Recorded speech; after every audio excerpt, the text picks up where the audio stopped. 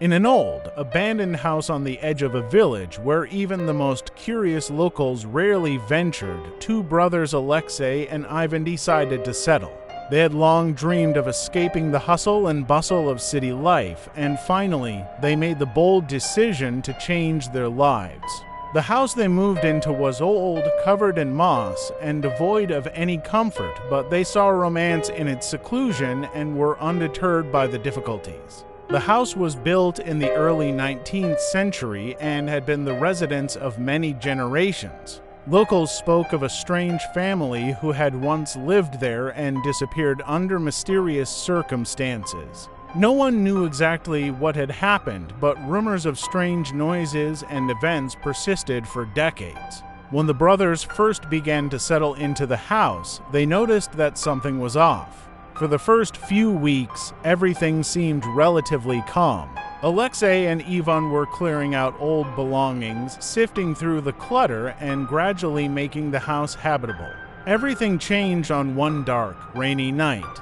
Around midnight, Alexei, waking from a chilling draft, decided to investigate. The shadows cast by the dim lamp seemed particularly sinister. Strange rustlings and creaks echoed throughout the house, inexplicable and unsettling. Alexei went up to the old attic, which had always been locked. He felt that something significant might be hidden there. Upon reaching the attic, Alexei found an old chest covered in a layer of dust. The chest was secured with rusted metal locks. Without hesitation, he tried to open it, but the locks were too tight. He grabbed a tool and set to work.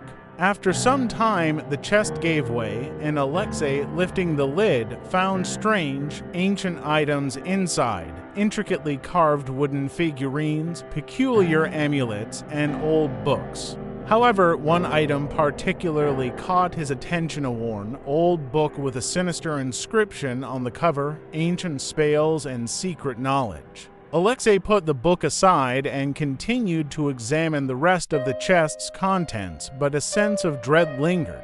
At that moment, Ivan, having woken up from the noise, came up to the attic. He was not as interested in the old things as his brother and was more skeptical about the house.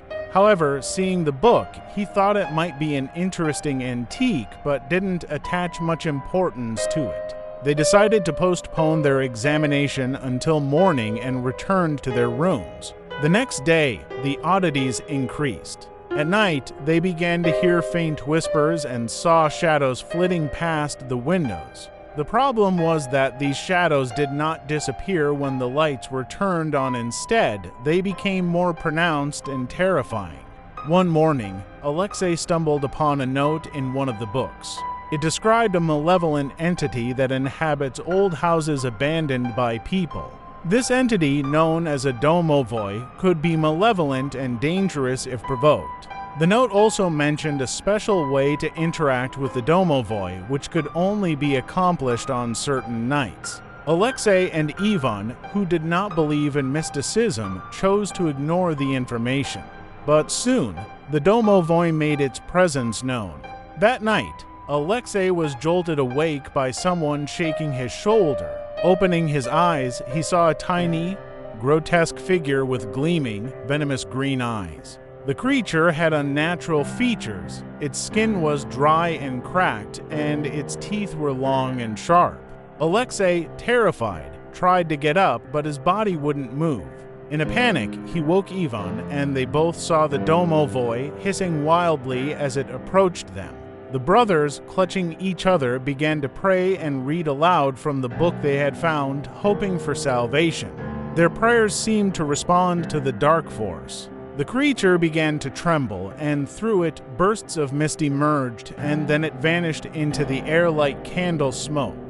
The next morning, the house was quiet, and the brothers decided that the Domovoi would not return. They sent the book for restoration and soon moved to a different place, resolving never to return to that ominous house. Yet, from time to time, when the brothers talk about their old house, they feel cold shivers running down their spines. And though they tried to forget the horrifying experience, they know that in the shadows of the old house, something eerie and dangerous might still be lurking.